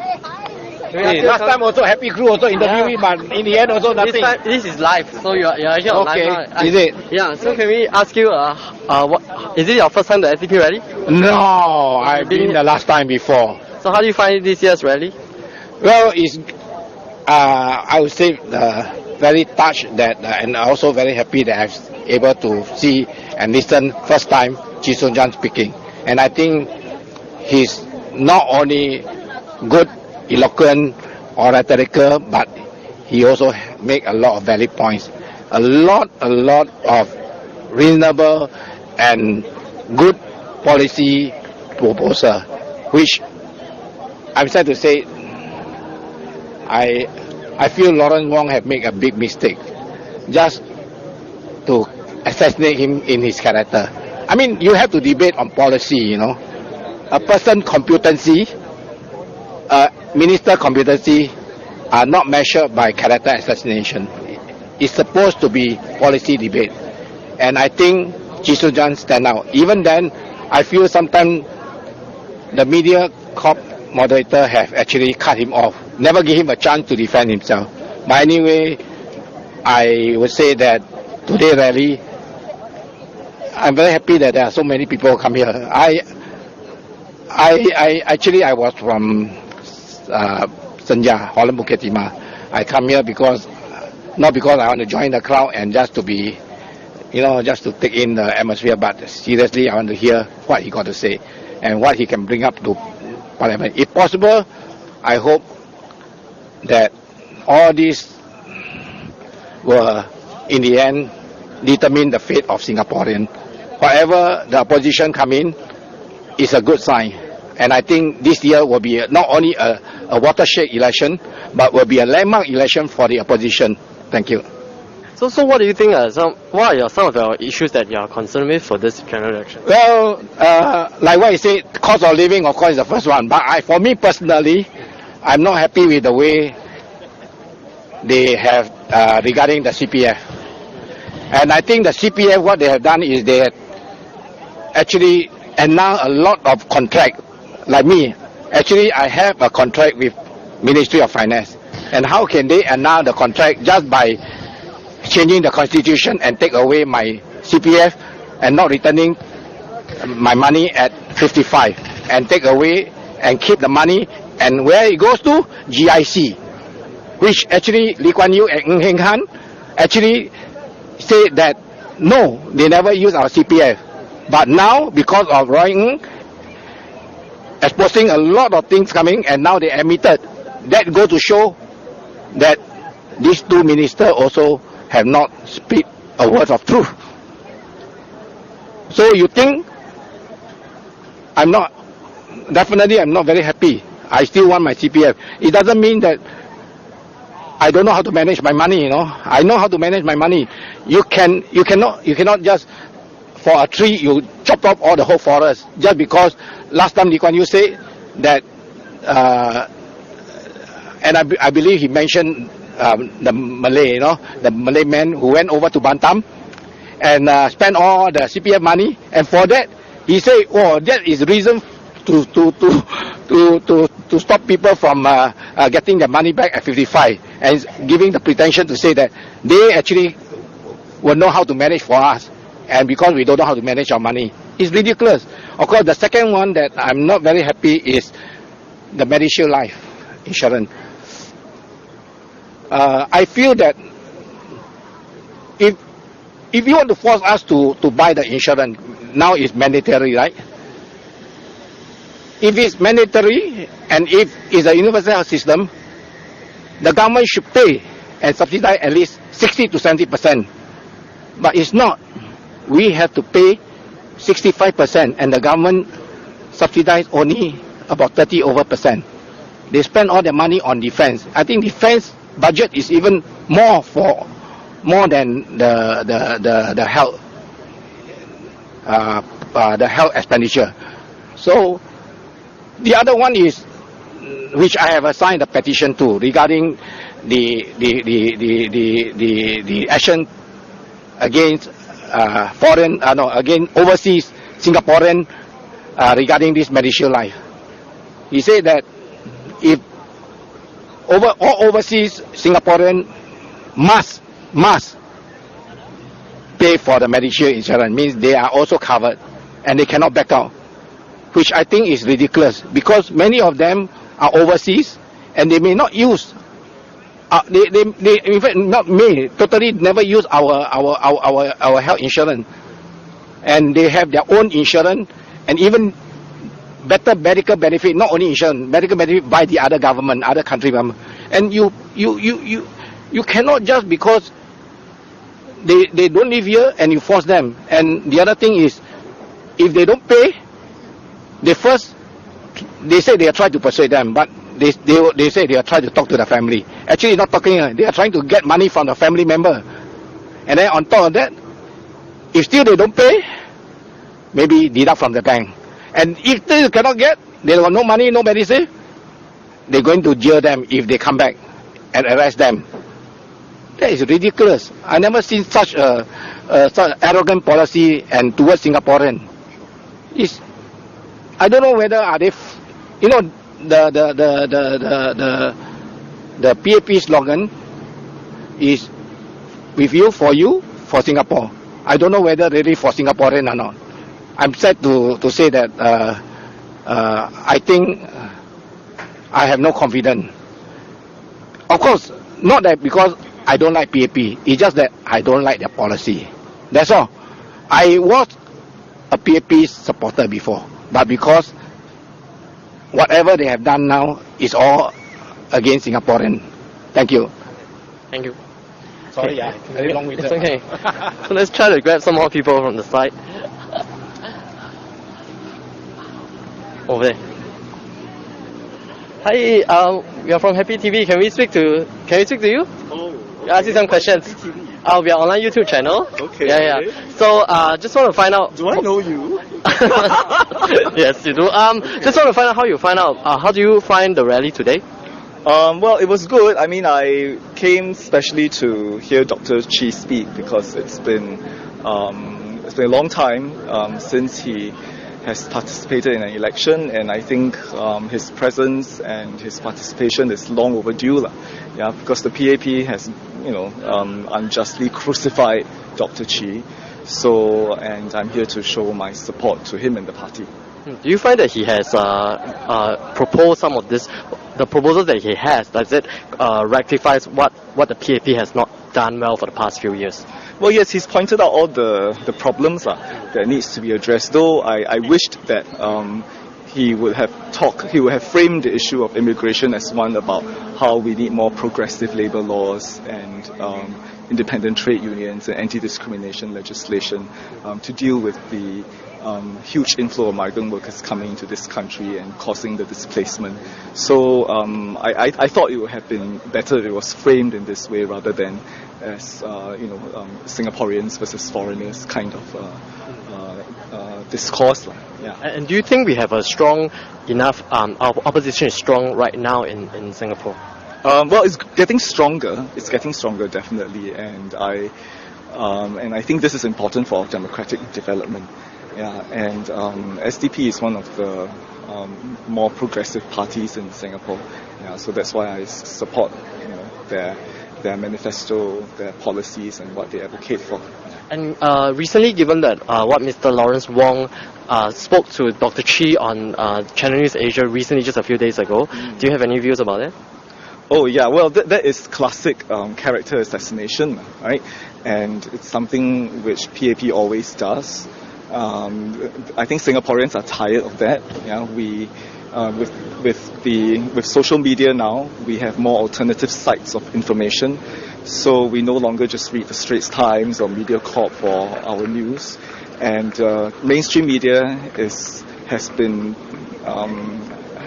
in collusion, right, with PAP in crucifying Dr. Chee and slandering him and presenting such a bad image of him. So, but I think that era is over. Yeah, Singaporeans now, we are more politically mature. We can see for ourselves the kinds of games that the PAP play in trying to criticize personalities and making comments on their behavior rather than discussing and debating policy.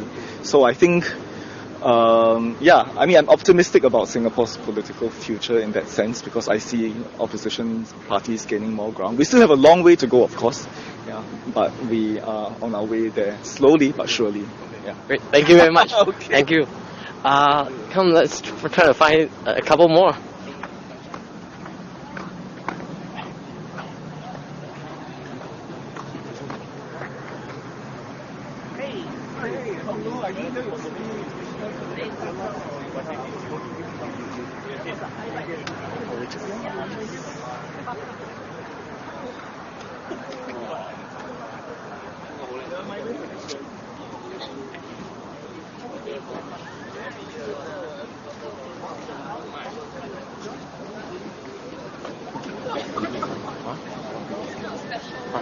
So right now, what's happening is Dr. Chee Soon Juan is actually in the red booth, and many SDP supporters are here getting signatures from him, as well as buying the various kind of souvenirs that the SDP party has to offer. So right now you can see that's actually a very long line of supporters here, even though the rally has already ended. And you can see this unwavering support for Dr. Chee, even though he has not been in the political scene for the past 15 years. So, and actually even at the rally just now, when his name was called out, that you could hear the entire crowd chant, Dr. Chee Soon Juan, Dr. Chee Soon Juan. And this really shows the type of support that he has from people and from Singaporeans who have all come to hear him speak today at the first rally of the Singapore Democratic Party. Yeah. Okay, maybe let's just grab a couple of people. Here. Hi, can we? Okay. Hi, we are from Happy TV, can we ask you a couple of questions? What do you want to ask? So how do you find the rally just now? How did I find the rally? Yeah. I found that very informative. I was very excited to hear Dr. Chee speak, first time in 15 years, public speech. And I think he made his points very clear. I think he was very effective with his message. And do you think the proposals that Dr. Chee has proposed would correct or rectify some of the issues that Singaporeans have for the past couple of years? I think it goes a long way. I think these policies that he's proposed are a start to put us back on a path where we are looking after our fellow man and looking after the weak and the suppressed. And personally, what are some of the issues that you are concerned about for this general elections? I'm seriously concerned about healthcare. I do believe that most people that are in the middle class or the low middle class, they are just one hospital bill away from financial ruin. And it's only something that they ever find out when they enter into the hospital. So it's something that you should read up and look into. And if you are still young enough, get yourself privately insured. And do you think we have a strong opposition right now in the country? That is a complex question. Strong in parts. Would you mind to elaborate a little more on that? I think we've got some strong candidates. Finally, we've got some strong candidates in the opposition ward this time round. Some are communicating a little bit more effectively than others. And some have great ideas, but they're not communicating them enough. All in all, I think we're going in the right direction. I think we are moving in the right direction towards a democratic Singapore.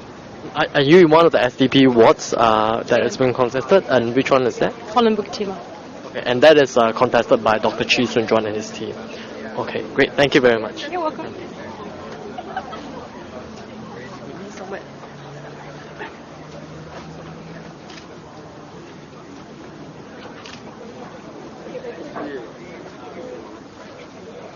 Sure.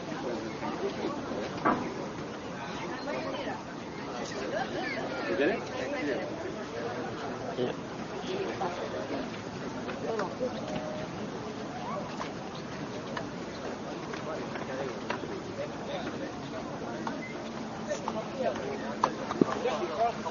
Just because of speech,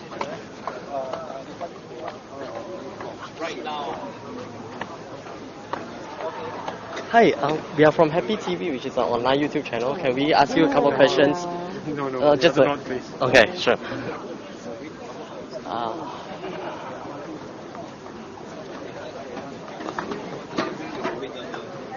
Hi, we are from Happy TV, which is an online YouTube channel. Can we ask you a couple of questions on Happy TV? Thank you. It's okay? Okay.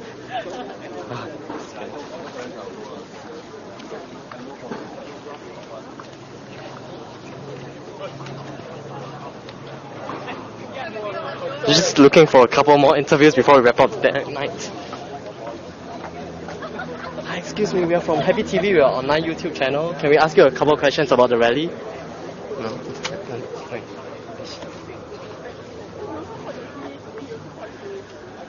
Let's try for one more. If we don't get it, that we hope not. Yeah.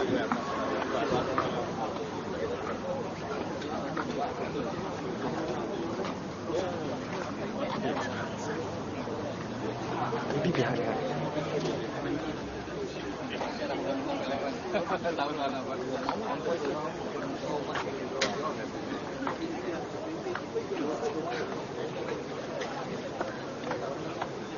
Hi, we are from Happy TV, which is an online YouTube channel. Do you mind if we ask you a couple of questions about the rally? Yeah. So, is it your first time attending an SDP rally? Yeah, this is my first time. And are you living one of the wards contested by the SDP for this general elections? No, just interested in what SDP is trying to do. Okay, so how do you find the rally just now? It was nice at the start, like I was here from the start, but like for me, it was more impactful at the start. Towards the end, yeah. And were you aware? Were you here when Dr. Chee Soon Juan was actually speaking just now? Yeah. And how do you find his speech? I think it's good that he come back. Yeah, I know he's been gone for a while, but now he's like back. And personally, what are some of the issues that you are concerned with for this general elections? Issues. Not too sure because I'm not really like into politics. But then I know that like currently there's a lot of like the opposition are like going up. But maybe describe a little what are some of the changes you would like to see for this general election. Oh, now like there's more like emphasis on minority like representation. So I guess more of that would be good because I'm Malay. And one of the candidates just now did actually touch on that. I think was I forgot one of the candidates did that. I'm not sure whether you recorded that on one of the rally speeches. I think I did, yeah. Okay. So and how do you think about the opposition in Singapore these days? I think that they are trying their best to fight for change, but it might still be hard to might still be hard to not say overcome PAP, but then like try to get their own voices heard, because a lot of people are still supporting PAP. So I think they are showing a good fight, but we'll see how it goes. Okay, great. Thank you very much. Hey. YouTube channel. So this wraps up our second day at the general election rallies, and this is Darius signing off from Happy TV at Choa Chu Kang Stadium for the Singapore Democratic Party rally. So stay tuned for the remaining